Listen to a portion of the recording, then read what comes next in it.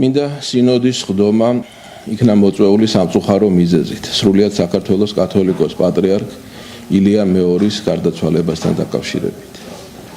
წმინდა სინოდის ხდომა გახსნა საპატრიარქო ტახტის მოსაყდრემ სენაკის და ჩხოროწყუს მიტროპოლიტმა შიომ. თავის სიტყვაში მეუფე შიომ გამოუცხადა სამძიმარი წმინდა სინოდის წევრებს და გაიხსენა კათოლიკოს პატრიარქ ილია მეორის მრავალწლიანი ღვაწლი ერისა და ეკლესიის წინაშე. ამის შემდეგ მან დააყენა საკითხი ეკლესიის მართვა გამგეობასთან დაკავშირებით მომავალი პატრიარქის არჩევამდე. აზრი გამოთქვა უხუცესმა მღვდელმთავარმა მანგლელმა მიტროპოლიტმა ანანიამ ჯაფარიძე და სრულიად საქართველოს კათოლიკოს პატრიარქის ქორეპისკოპოსმა ახალციხის და ტაო-კლარჯეთის მიტროპოლიტმა თეოდორემ.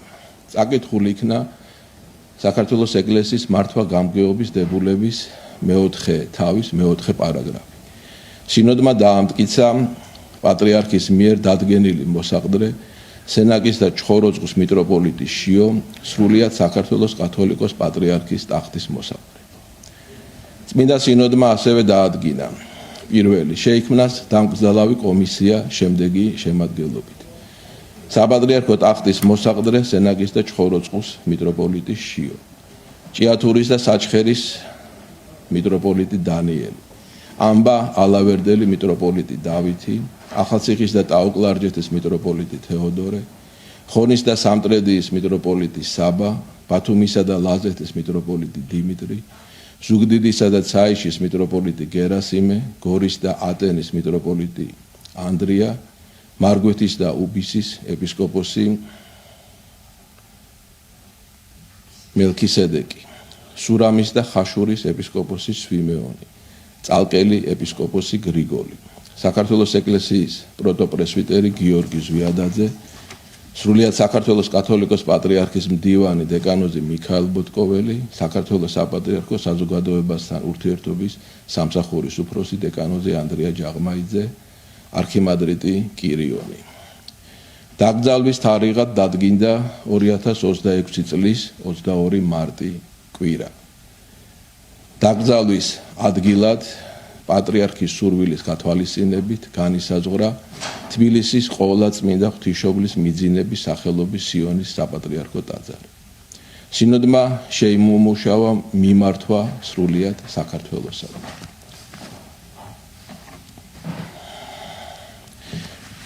საქართველოს ეკლესიის წმინდა სინოდის მიმართვა სრულიად საქართველოსთან. ქვეყანაში და მის ფარგლებს გარეთ მცხოვრებნო ჩვენო თანამემამულენო, გისამძიმრებთ უწმინდესის და უნეტარესის, სრულიად საქართველოს კათოლიკოს პატრიარქის, მცხეთა თბილისის მთავარეპისკოპოსის, ბიჭვინთისა და ცხუმაფხაზეთის მიტროპოლიტის, დიდისა, მეუფისა, მამისა ჩვენისა ილია მეორის გარდაცვალებას. მისი უწმინდესობის სიყვარული და მზრუნველობა ვრცელდება საქართველოს თითოეული მოქალაქის მიმართ, განურჩევლად აღსარებლობისა თუ ეთნიკური ნიშნის. იგი ჭეშმარიტად იყო, არის და იქნება მამა სრულიად საქართველოს.